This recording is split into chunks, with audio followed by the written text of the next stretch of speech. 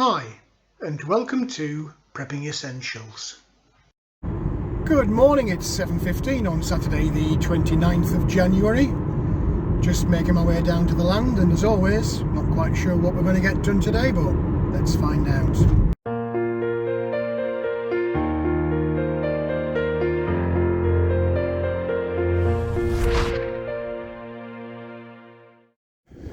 Well, here we are down on the land. It's a very breezy morning this morning. Bit cool, but not freezing, thankfully.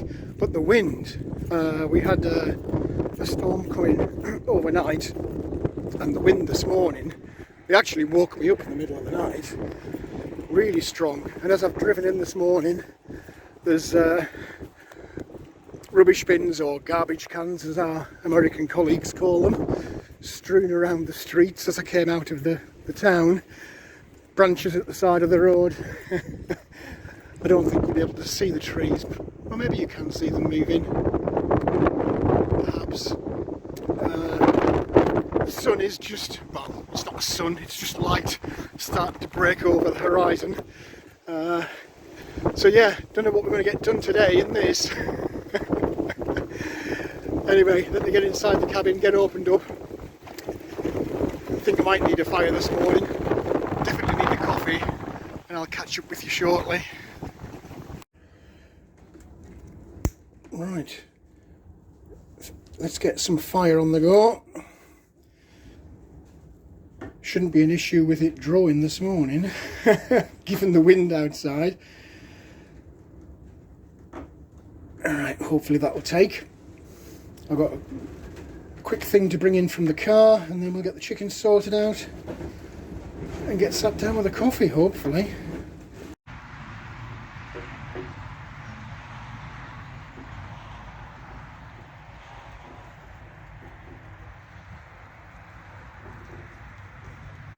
Well, that's another canister of gas. Just trying to keep topped up and trying to get a little bit ahead of any potential disruption in the supply chain or huge increase in price, which, to be fair, is already happening. Right, let's sort the chickens out.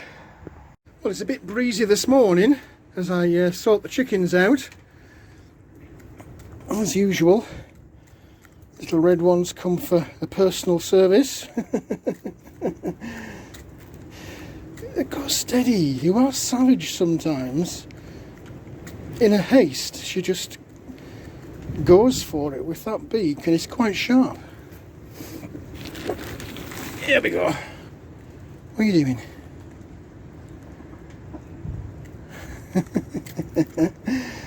I am daft with them. I am. Other red ones casually strolling over to see what's going on. Yeah, you've had all the good ones, haven't you?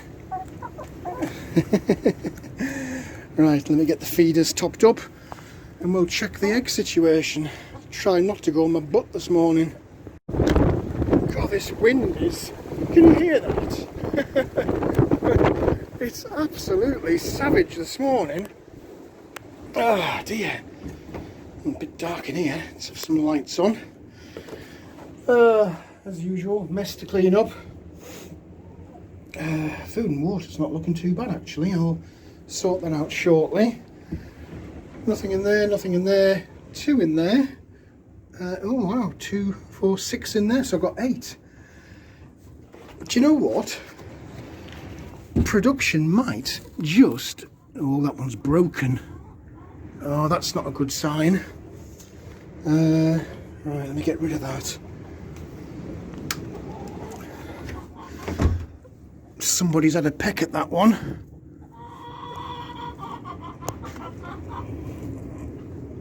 What are you after? This little red one can't resist seeing what I'm up to.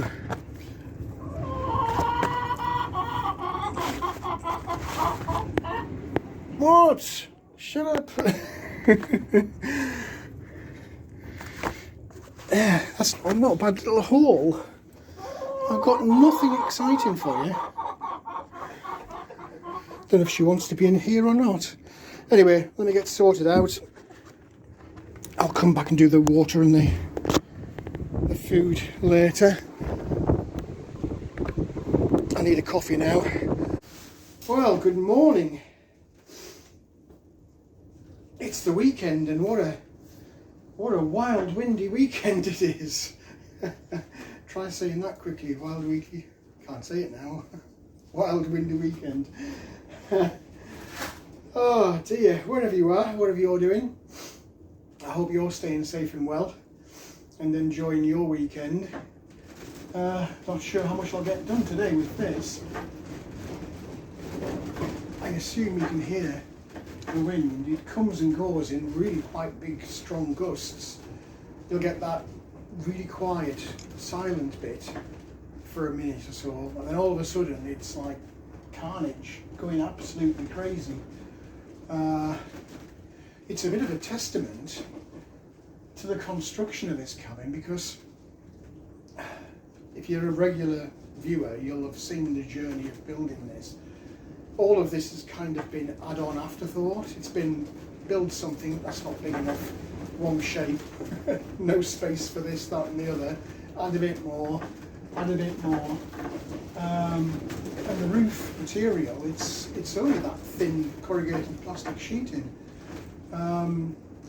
So given the weather that we had last year and we're continuing to have this year, I'm really pleased, really am.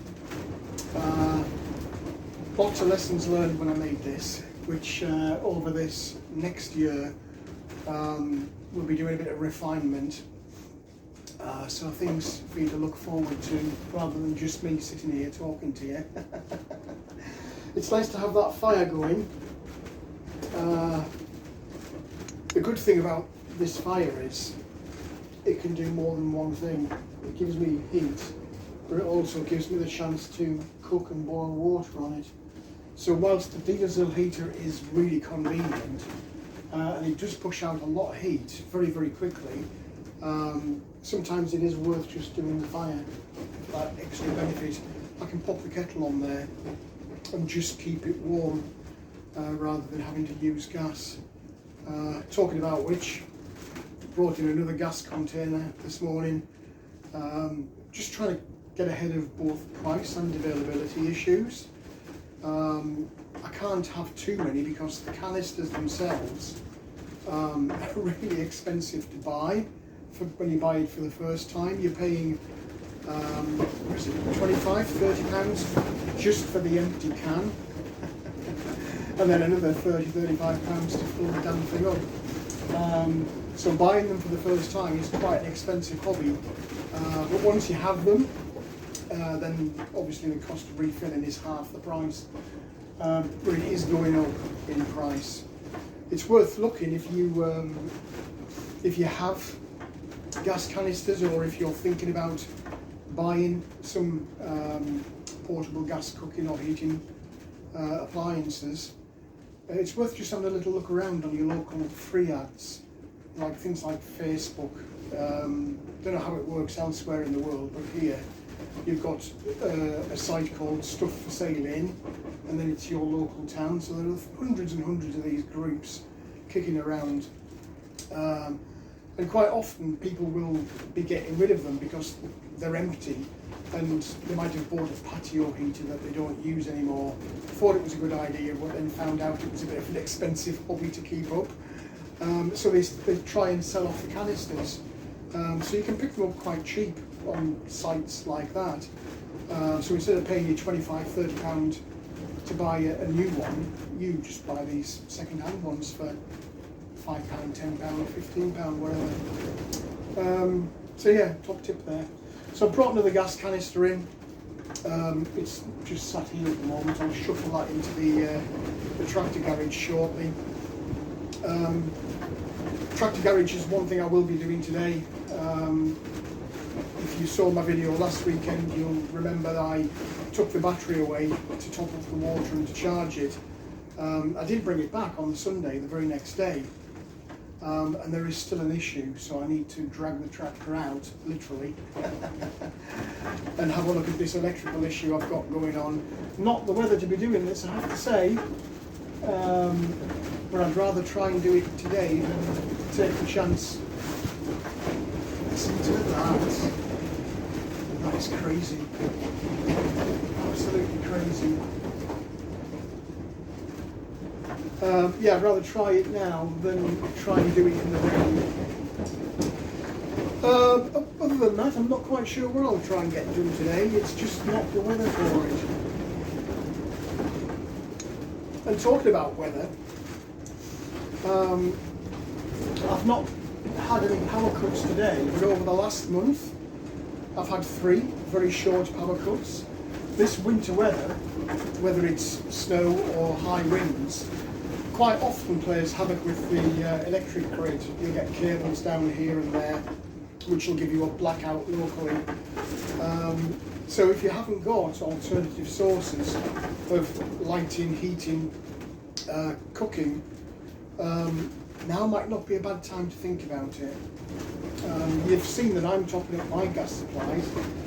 Here in the cabin, I've literally got everything that I would need. I've got a wood stove, there's one source of heat and potential cooking. I've got a gas burner, there's another source of cooking. I've got a diesel heater, there's another source of heating. There is also potential with both of those, gas and diesel, to do water heating, though I don't physically use that system. And solar power. I've got solar panels which will give me light, heat, and if I've built them in it sufficiently, the capacity to cook. So it's worth thinking this time of year, before you experience the problem of power outages, what would you do if your power went out? Do you have a diesel generator or a petrol generator for electric? Do you have gas or wood for alternative source of heat and cooking? Do you have solar? If you have none of those things, then you are really exposed. So I would strongly suggest you start looking at those. They work anyway. It doesn't have to be an off-grid cabin. You can have a portable electric generator that you can run outside your house and just cable feed the power into your house if your power goes down. Similarly, portable gas appliances, whether that's heating or cooking, they're not huge amounts of money if you're doing it small scale for just the odd power outage, rather than as a long-term off-grid alternative. So if you don't have them, have a little look at them. If you're interested and you want me to do a more in-depth video on alternative sources of power or energy for lighting, heating, cooking, whatever, let me know in the comments section. If enough people say yes, give us a tutorial on solar or diesel heaters or gas portable appliances, whatever it happens to be, then I'll definitely do a more in-depth video on it. Anyway, let me get this coffee down me and go and brave the elements outside. I do need to sort out, or at least to diagnose the fault on that little red tractor. I've got some greenery for the chickens. I might have a little putter in the polytunnel as well and start prepping some trays and buckets ready for seed planting. But whatever it is I am doing, I'll keep you posted as I go through the video. So we've got the little red tractor out the garage. It's a little bit difficult to explain what the issue is here, but let me just jump on quickly. Out of gear. I topped up the battery and put it on charge, thinking I might have a low charge on the battery, but when I go to start it, can you hear that? Clicking noise. Don't know why, but for some reason the video clip cut out at this point. Essentially, I've got an electric problem with the tractor. It won't start, it's just clicking on the key, which normally indicates a solenoid, but I'm going to do a very quick check through all the electrics from front to back and see if I'm right in thinking what it is. First things first, now I've got the cover off, the big thing that is a concern. I know it's not this problem, but it could be that the engine's seized. Now you can, on these engines, simply turn it on the top here, so I know it's not that. So next step is checking power to the starter motor, this cable that runs from the starter motor all the way back through under here to the solenoid, and then from the solenoid to the battery. But start it as we mean to go on. We know it's not the engine, which is good. I just couldn't resist getting the greenery out of the way. While I'm doing this little red tractor thing, I thought they may as well be eating their greenery. Wind is atrocious today. As you see, their feathers keep getting all ruffled up. It's quite funny. Ah dear. Oh, here we go. We've got two of them at it now. I'm going to have to leave them to it, otherwise I'll be here all day and I'll get nothing done. Oh dear. Right, come on, fend for yourselves, chickens. There you go. I need to get on with my tractor. Battery's off.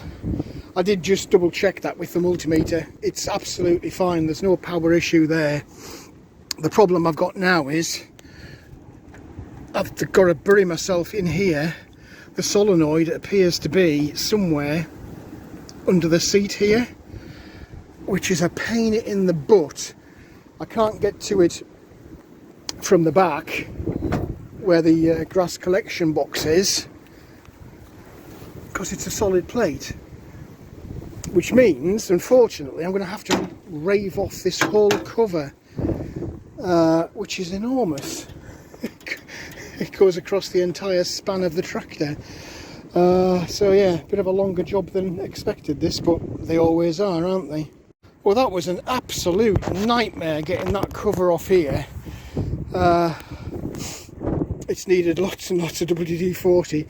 Clearly that panel's never been off since this tractor was manufactured, and they were all buried underneath, out of sight. You had to crawl underneath.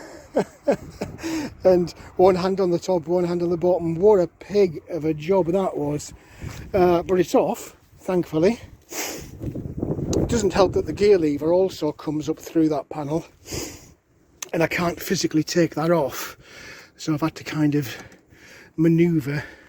But these are the cables I'm interested in. This one goes to the battery from the solenoid, which is that thing that's buried in amongst all that grime there.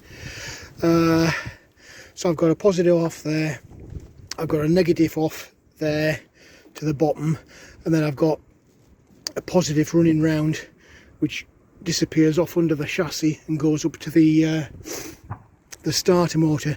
So let me get all this crap cleared out the way so I can actually see the damned thing, and I can do a little bit of testing on the electrical connections. It could be the connections themselves, but I'm suspecting it's probably the solenoid.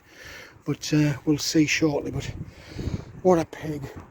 And typically, I guess, look at all these black clouds coming over. I suspect, true to form, as soon as you start working outside, I think we're going to get some rain, so I need to get cracking with this. Well, I've just popped the battery back onto the tractor, do a little test diagnosis on the cables that run from the battery to the solenoid. So if I put negative of this multimeter onto the negative of the battery, I know if I put it on the battery I'll get 12 volts because the battery's charged. But if you keep an eye on that multimeter, hopefully you'll be able to see it. If I put this onto the terminal that goes onto the solenoid,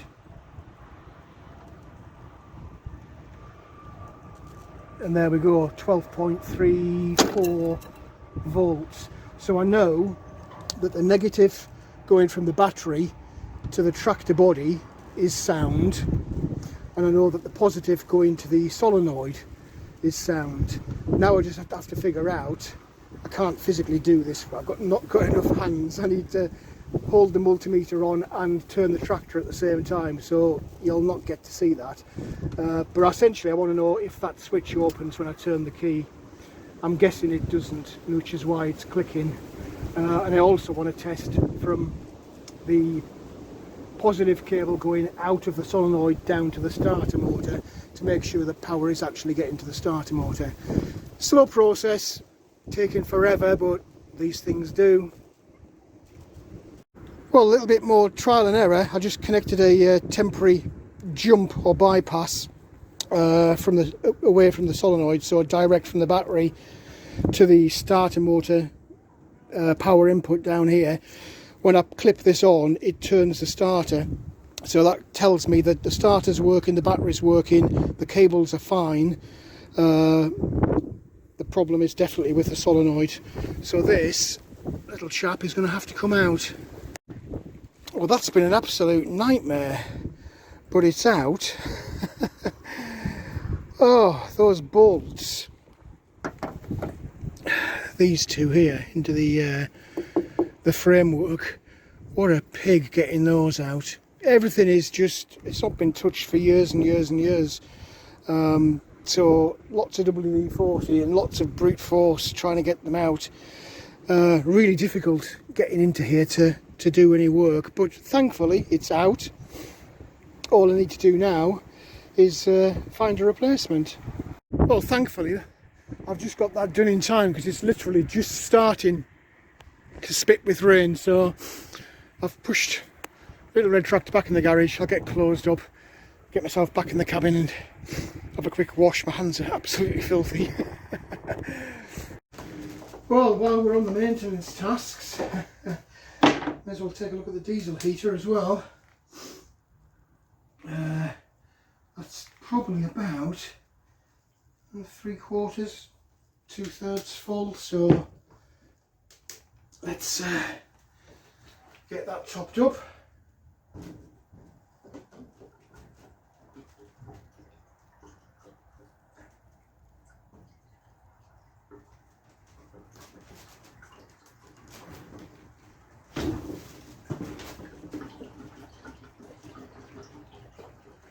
I'm a bit careful with this, don't want to overdo it. Hard to see though. No, we're okay for a bit.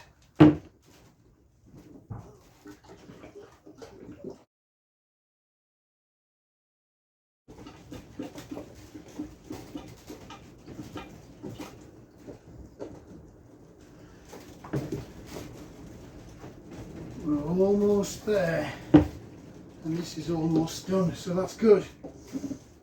It means I can get this into the garage and get it filled up with new. You do have to be a little bit careful when you're storing fuel. Yeah, that's not going to take any more. Not to keep it for too long, or it will spoil, and then you'll start having problems with whatever engine it is you're putting it into. But that's good, that's used the can, so bargain.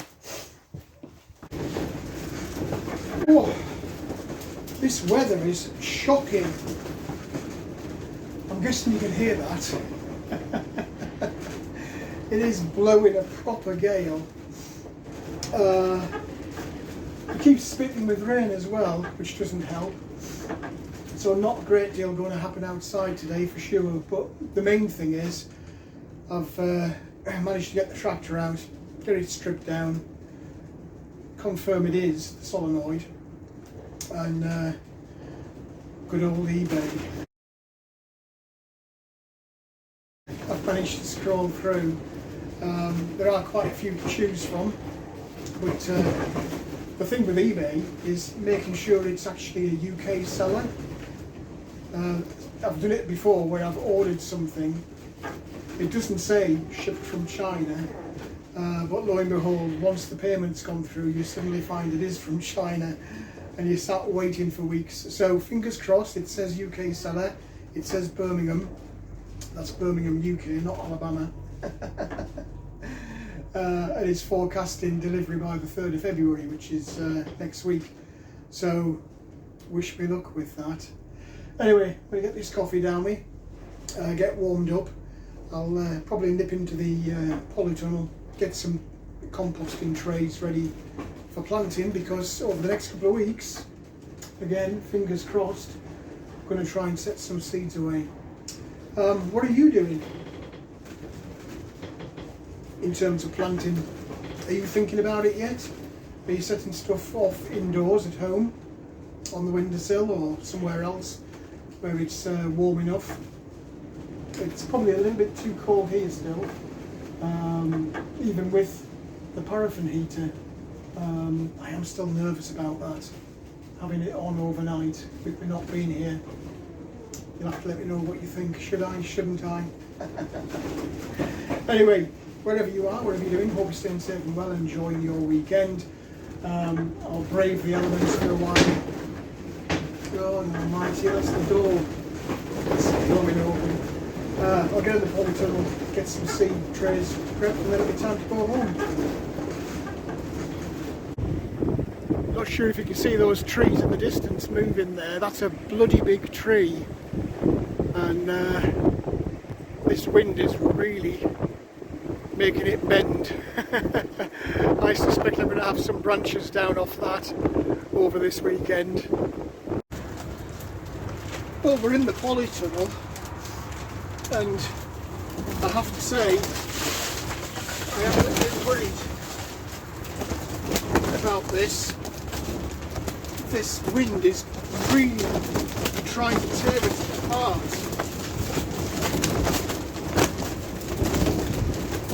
I've been in here 5 or 10 minutes sorting these trays out, and I'm watching the frame bending. I will be stunned if this is still here tomorrow. I really am concerned that this is going to collapse. But there's not a great deal I can do. All I can do is wait and see what happens and pray that the wind dies down.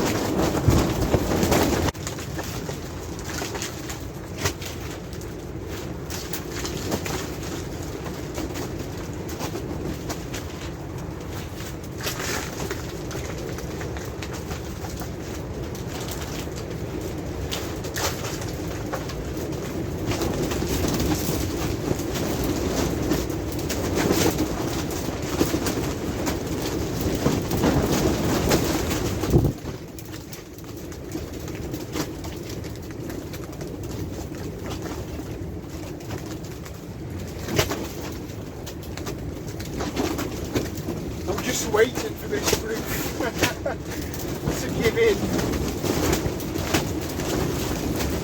You wouldn't believe how much this polytunnel's moving. I don't think you'll be able to see it on the video, but I'm pretty sure you'll be able to hear it.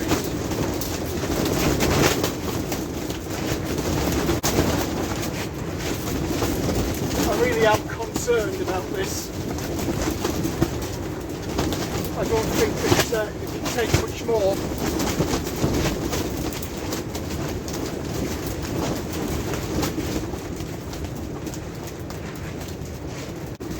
Well, that's the trays done, and I've done a few pots as well.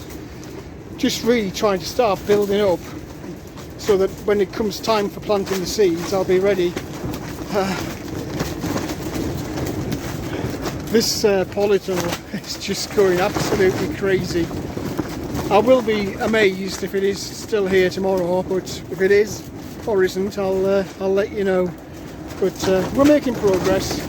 Well, that's it for today. This wind is absolutely shocking. I can't tell you how strong this is.